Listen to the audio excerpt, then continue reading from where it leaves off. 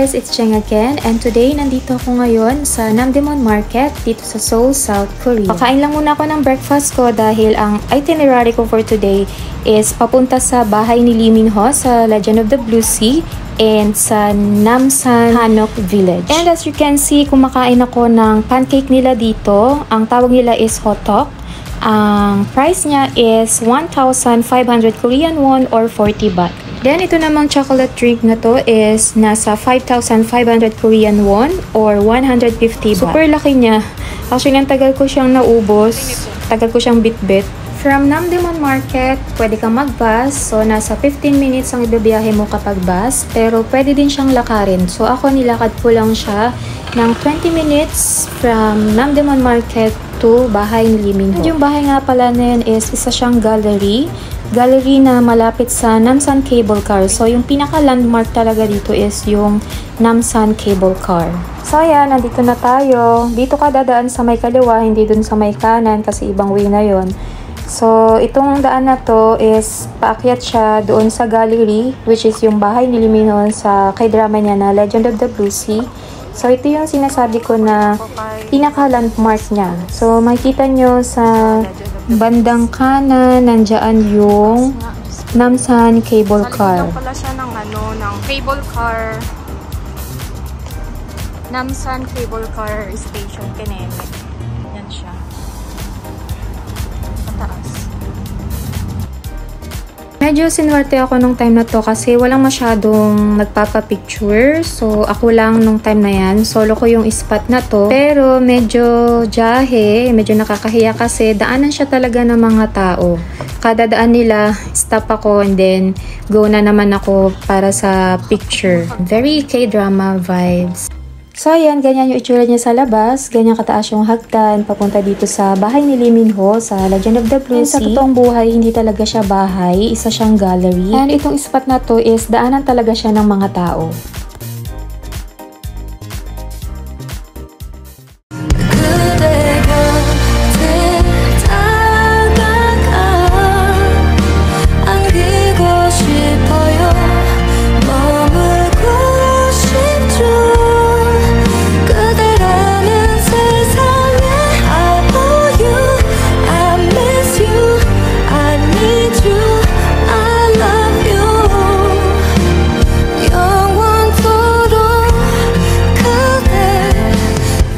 Next destination naman natin is Namsanggol Hanok Village.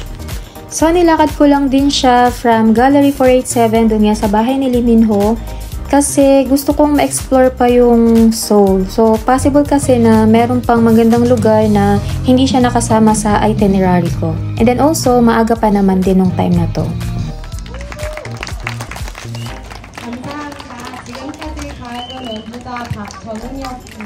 네, 우리 고생 어머니 가서 박수 부탁드리겠습니다. 네, 수고하셨습니다. And guys, free entrance itong Namsan Hanok Village. Wala kang babayaran na kahit magkano. So, free ka na mag-explore doon sa loob ng Hanok Village. And I think pwede ka rin mag-rent ng hanbok. Kasi meron pa akong mga nakikita na talaga nakahanbok sila. Hindi ko lang sure kung saan malapit na pwedeng mag-rent. So, ayan, papasok na ako sa loob. So, itong ganitong mga lugar, yung mga Hanok Village, para sa akin, maganda siya. Kasi mahilig ako sa historical K-drama. Kung nanonood kayo ng Warang, parang feeling ko ba lalabas dito si Park Seo-joon at saka si V. Kasi parang meron silang scene na sa ganitong lugar. Pero I'm not sure kung sa Namsan Hanok Village siya.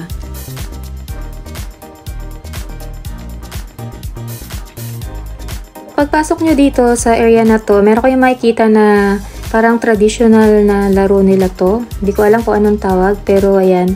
Pwede kang maglaro. Actually, tinry ko siya. Nakaka-enjoy naman siya laruin, pero medyo mahirap.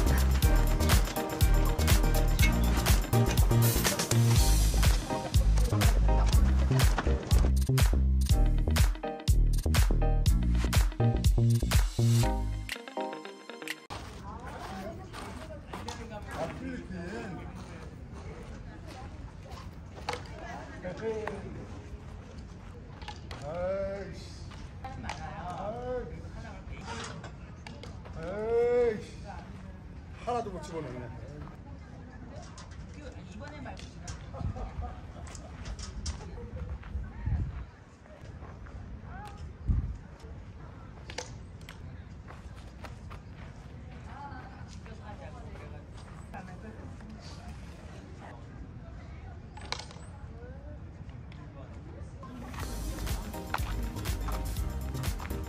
yung lutuan.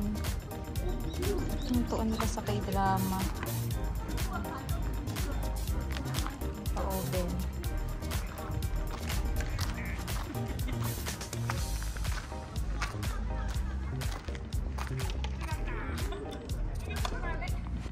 Galing.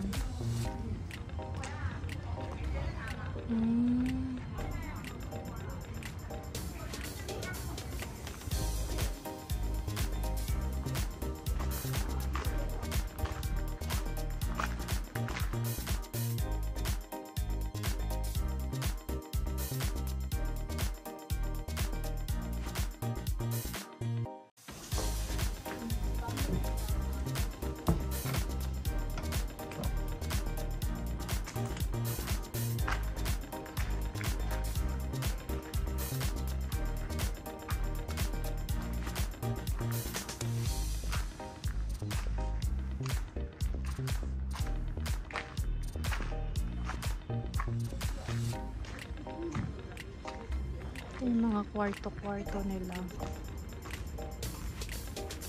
Kaya ito, walang explanation.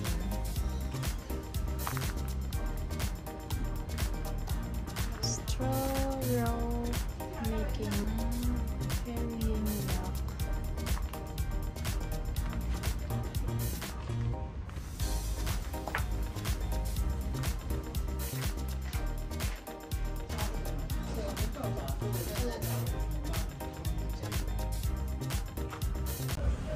Nag-order ako ng bibimbap and nasa 12,000 Korean won siya or 320 baht. Yung beef nila parang ano, parang hilaw. Pero masarap.